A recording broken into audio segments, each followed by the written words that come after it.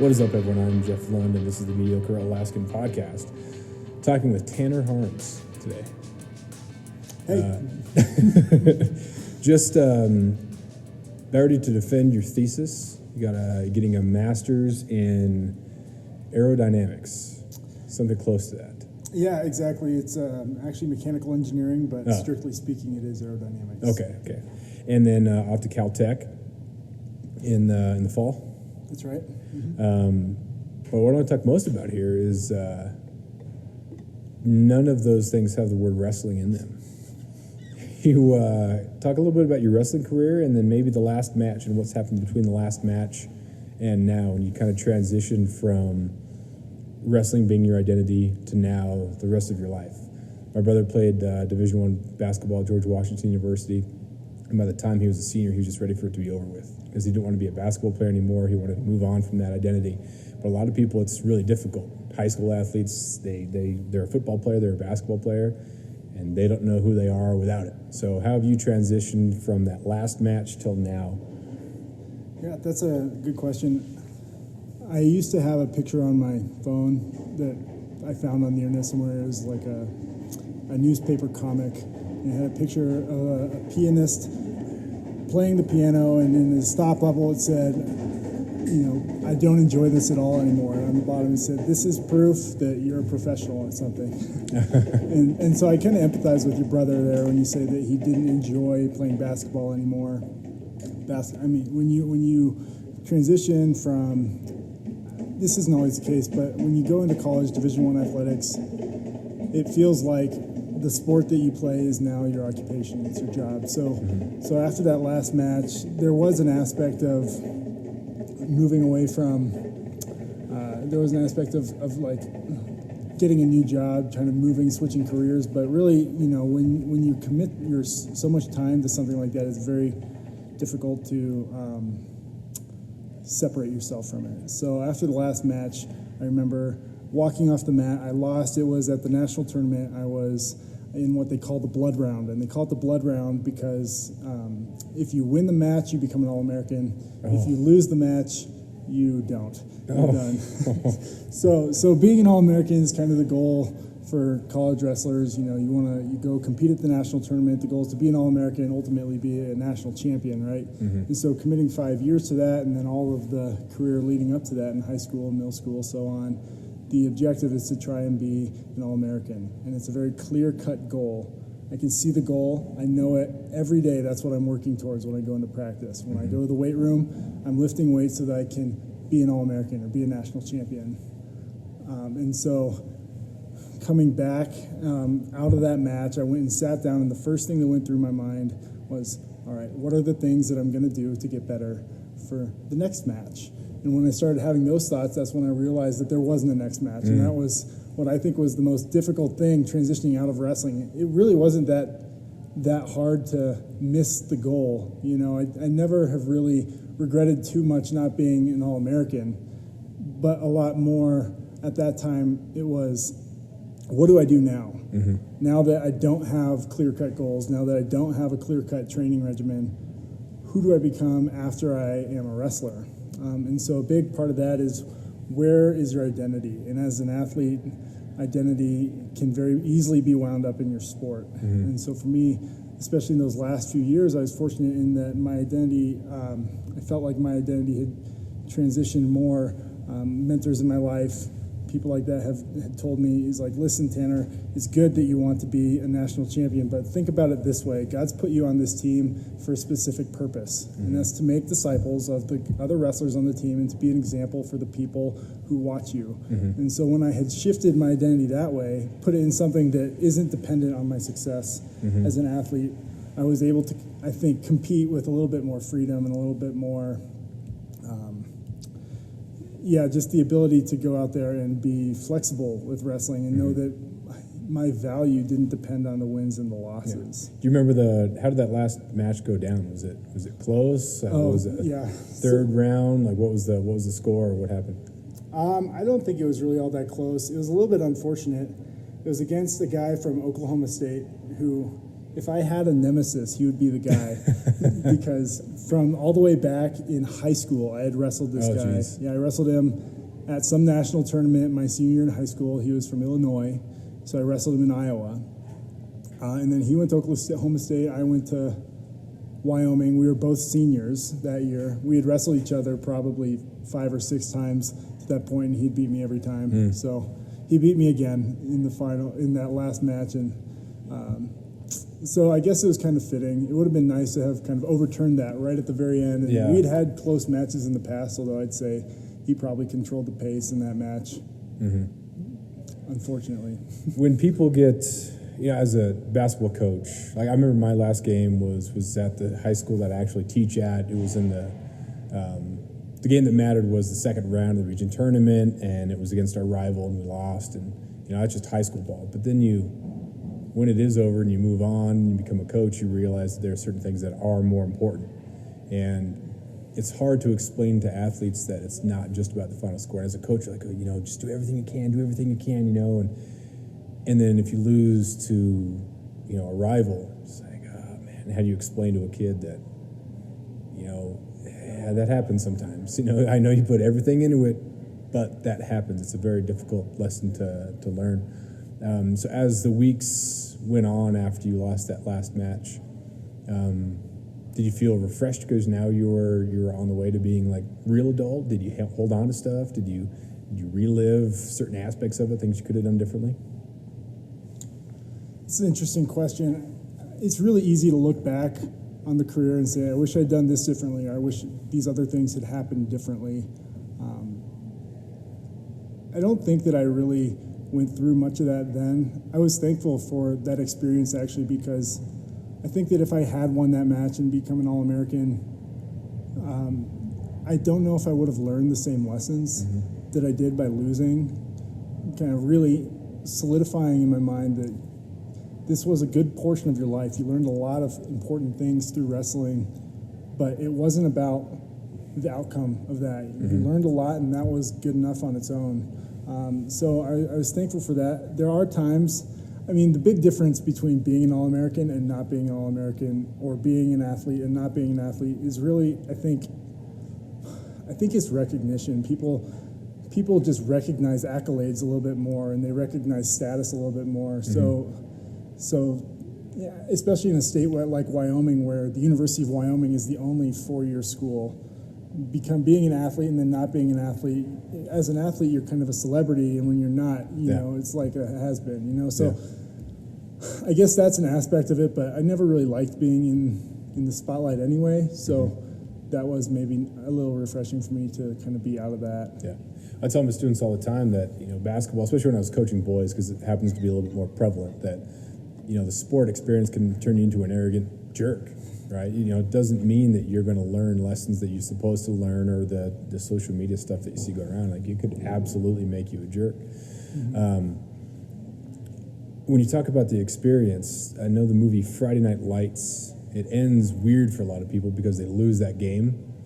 And then the next year they went undefeated and won. But the reason they did the movie on the year that they lost was because the kids had sacrificed more, and it was a better story. And some of the teams that I coached that we weren't good, but those kids just sacrificed everything. Those guys just put forth maximum effort, and that was a lot of fun just to see and be around people who were, had that maximum effort type thing. You talked about values too, and not everybody understands that there's a bigger picture to the whole experience. It's not just, are we going to win or lose? It's, what type of person, in our case, what type of man is this experience going to make me be? You talked about if you would have won, you might not have, or may have stunted that, or something would have been a little bit different. What are some other lessons that you learned in the experience about who you are as a man, and what type of impact you want to have with other people? Well, I think there's a handful of lessons. I think you could always go with the traditional answers to what did you learn from athletics, being things like hard work. You put in a lot of hard work and you realize it pays off as an athlete, right? That's important. Discipline. You realize discipline is important, and not just discipline in athletics, but discipline throughout every aspect of life. When I look at wrestlers, I coached last year, which which was 3 years after I graduated and finished my last match. And watching a lot of those guys, you see the most successful guys on the team are the ones that are able to manage their lifestyle on and off the mat. The people that get their grades together, the people that don't have trouble drinking and with drugs and fighting and those type of things. Success is, I think, a holistic thing. It's a habitual thing. It's that, cliche quote that excellence is a habit, Oh, I think that's actually somewhat true. Yeah. There's truth to that. But I think there's some other lessons that I think are also maybe important here. And one that really stands out to me, I think, is my coach used to always say, score next. Score next. Regardless of what situation, you're the one who's going to score next. Mm-hmm. Maybe you just scored a takedown and you're winning the match handily. Mm-hmm. That's okay. Score again. Score next, right? Or maybe you just got taken down. Maybe you're about to be pinned. Who cares? Score next. Be the person that scores next all the time, regardless of the situation. I think that's another important lesson that can apply to, the more complex aspects of life. Athletics is very simplified. Life can be more complicated, but I think this one applies still. For example, maybe you just lost your job. Go ahead, score next. And figure out what you're going to do after that. Don't dwell on the past there. But even I think there's applications that extend into other areas too. Maybe even something related to spiritual aspects. Be like, in the Bible it commands you to love your neighbor, love the next person next to you. Don't think about one person. Just be around, be present where you are, and score next, or love the next person, or just get up from your fall, whatever that is. Be the person that scores next. That resiliency is such an important thing, and we're really good at saying the most important things or memorizing the good quote, but there's a huge difference between regurgitating it, tweeting it, sharing it, whatever, and actually living it. So reminding yourself to, like you said, score next. The thing that I think a lot about is never peak. That was essentially the same thing, right? It's just whatever it takes to motivate you to, this isn't it. It's not, you graduate high school, graduate college, you get a job, and then it's just like this slow sort of decline, and you live off the old memories that you had. It's never peak. There's always something else to do, fun to experience. Certain things you want to put time into more than others. You don't want to, do everything. You want to do, sometimes you get overwhelmed with stuff. But what are some other influential things that you have learned going forward, and things that you're excited about now that it used to be wrestling and now it's not? What are some of the adult type moving on things that you're looking forward to? Well, if nothing else, it could be the unknown, right? You put yourself in a position to be successful, and I don't know where I'm going, what I'm going to do, but I'm happy that I'm prepared for whatever the world happens. I think that, moving forward, I like the unknown. I like challenges. That's one thing I'm looking forward to, just in general, is moving to a school, trying to start a PhD program. One of the things that made me enjoy wrestling was that it was hard. And now, grad school is hard too in a different way. I'm excited for that. I'm excited for the challenges coming up. After years of fine print contracts and getting ripped off by big wireless providers, if we've learned anything, it's that there's always a catch. So when I first heard that Mint Mobile offers premium wireless starting at just $15 a month, I thought, what's the catch? But after talking to them and using their service, it all made sense. There isn't one. Mint Mobile's secret sauce is that they're the first company to sell wireless service online only. They cut out the cost of retail stores and pass those sweet savings directly to you. For anyone who hates their phone bill, Mint Mobile offers premium wireless for just $15 a month. I was hesitant about having to get a new phone and a new phone number, but with Mint, you can use your own phone with any Mint Mobile plan and keep your same phone and your same phone number along with all of your existing contacts. Mint Mobile gives you the best rate whether you're buying for one or for a family, and at Mint, families start at 2 lines. All plans come with unlimited talk and text plus high-speed data delivered on the nation's largest 5G network. Switch to Mint Mobile and get premium wireless service starting at just $15 a month. To get your new wireless plan for just $15 a month and to get the plans shipped to your door for free, go to mintmobile.com/waypoint. That is mintmobile.com/waypoint. Cut your wireless bill to $15 a month at mintmobile.com/waypoint. I think that's something wrestling taught me, was to kind of how to embrace the challenges. And a big part of that is, I should say when I say these things that these are lessons that I learned the value of, and I don't think that I've really learned. I'm a novice in them, but I think they're valuable. But things like pushing through adversity, dealing with difficulty instead of shying away from it. I think that adversity is something that makes you grow much faster than success or comfort. Our coaches used to do certain things to specifically train mental toughness, and those practices weren't fun. Yeah. Those were the practices that we didn't like. Yeah. Things like conditioning without any idea of how long it's going to last, or matches that you don't have any idea how long they're going to, or putting you in a position where you're certainly going to lose. There's no way you can win, but you have to fight through it. Well, those are things that we want, these attributes, but you don't get them because you want them. You don't say, oh, I'm mentally tough, or this is going to make me mentally tough. You only get that if you deal with that with actual or exercise mental toughness. You only get opportunities to grow those attributes. You don't just get them because you want them. Yeah. And that's the thing about, you can always do more, right? You can always push, you can always go faster, you can always study more, there's always more left in the tank. And I tell my students and I told my players that most of the time we think we're going 100%, we're probably going like a 70 or 75. Because if we look at maximum effort, that's why I hate we gave 110%. No, you didn't, right? Like if 100% is like death, right? You go so hard that your body fails, then you back up to I'm tired. But if you really gave 100%, that means that if this game or this match went into overtime, you wouldn't have enough left. Yeah. No, you'd find it, right? So you keep finding more. There was that Syracuse-UConn basketball game that went into 6 overtimes, I think. You just say, well, yeah, I got 5 more minutes. Well, whatever it takes, I have more. And that resiliency when life isn't fair or good, you need that too. It's like, I don't think I can handle this, but you have to. There's just no other way to get through it. Yeah.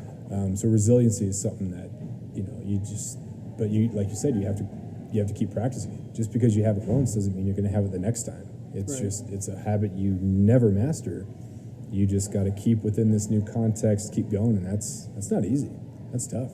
Yeah, and it's just amazing to me what some people are able to push through. I feel like I said, I just don't really have a good grasp of these things as far as life is concerned. Some people have very difficult circumstances, and yet they still make it through them. Yeah.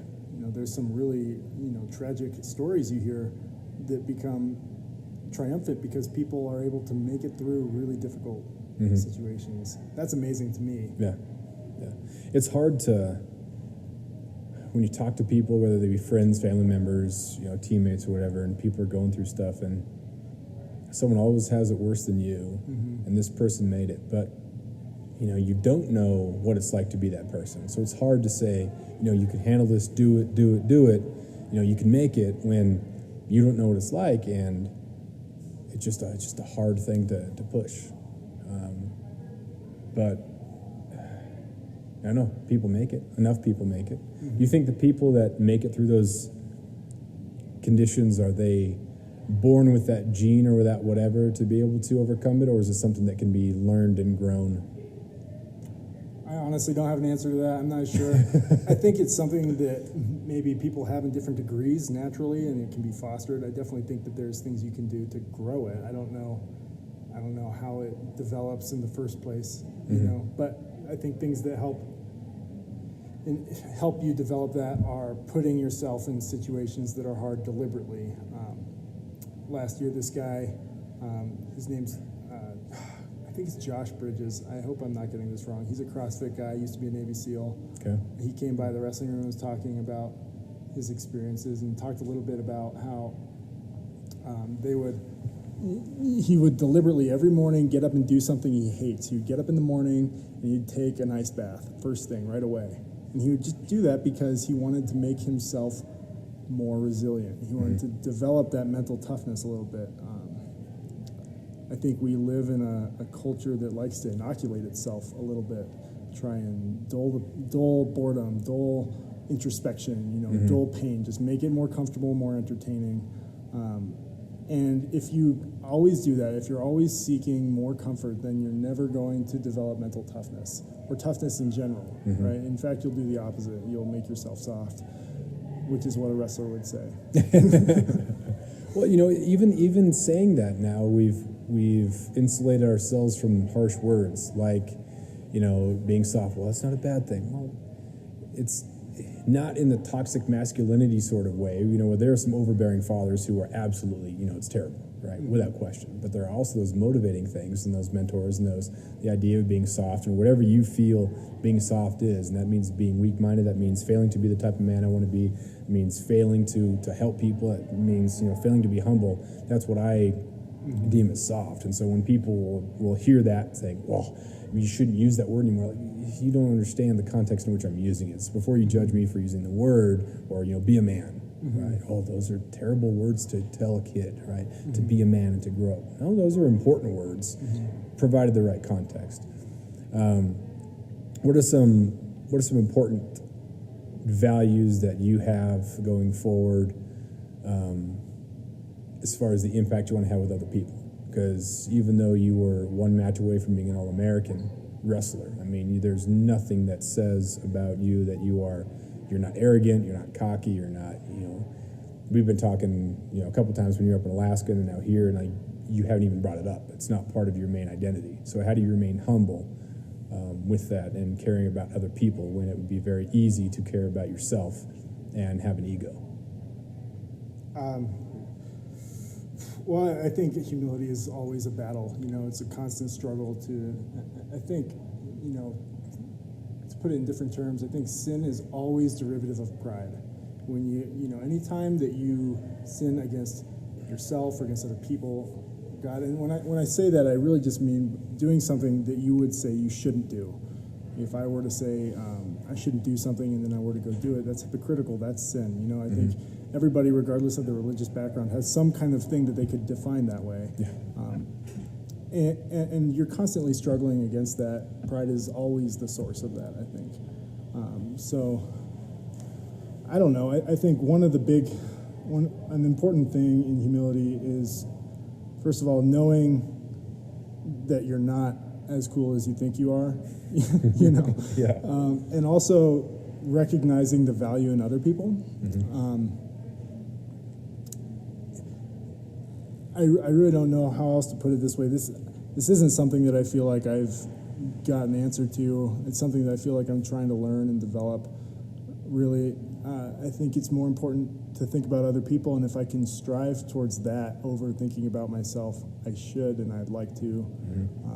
If you've got an answer, I think anybody who has answers, those are the people you don't really trust because it has to be individualized, and it's just a question. Right. The more you answer questions, the more the answer ends up just being a different question because the context changes and whatnot. Did you have the same attitude when you were wrestling, or is this something that after wrestling you've kind of adopted that, because you have to be confident in order to be a good wrestler or good anything, right? You have to be confident in your abilities.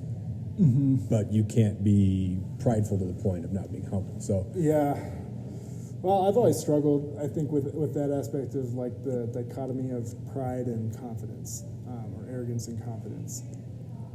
There are some guys on my team that may come off as arrogant, but maybe you're just really confident. You got to be careful when you're that confident that it doesn't become that you're not always correct. I think recognizing when you're wrong is an important part of this. I'm not sure. You'd have to talk to people that knew me back then. And maybe they could give you a better answer, but I think I had good mentors that helped keep me somewhat grounded throughout that time. Wyoming's been really good to me by providing people to help me in all sorts of ways. That's one of them. How important are people? Right? There is the lone wolf mentality where it's me against the world, which I think is one of the stupidest things. Saying that it's you against the world just means that you haven't found the right people. Or if you're someone who's always just in drama, that means that says a lot more about you than the people who are creating the drama. Yeah. That means that you are unable to remove yourself from that. So how important is having, and again, this is one of those words, right? Tribe, right? Tribe is toxic tribalism, and then there's like the positive tribe thing. So again, semantics, people can argue about whatever, Sure, but yeah. how important is it to be and go through life with people who have the same values and same, you don't even have to have the same interests, but at least the same level of, what we're driven for and character attributes. How important is that? Yeah, I think people are so important. You bring up that lone wolf attitude, and I don't know if it's appropriate to bring it up here, but I'm reminded of those like outdoorsmen Alaska shows, and Yeah, this isn't anything against Alaska. It's just kind of funny. They have these shows on Discovery, and there was one time I was watching this guy fishing. He was in a boat with a motor, with plastic nets and stuff, and he was out there in some river saying, I'm really doing everything I can to be completely self-sufficient. Mm-hmm. And I was like, but who made your boat? Yeah. Who made your nets? Those type of things. If you're going to be completely self-sufficient, I mean, really in this day and age, there's no way you can possibly completely self-sufficient. Yeah. In America, maybe you could go do that in the rainforest in Brazil, but I don't know. People are so important, I think. Having people that support you, having people that encourage you and mentor you and teach you is essential to growth, I think.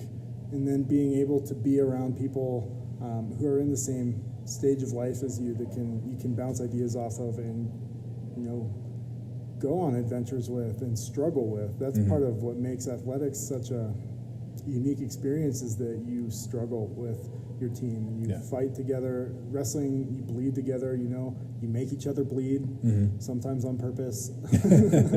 And then afterwards you're friends because you've done that together, and you're doing it for the same purpose.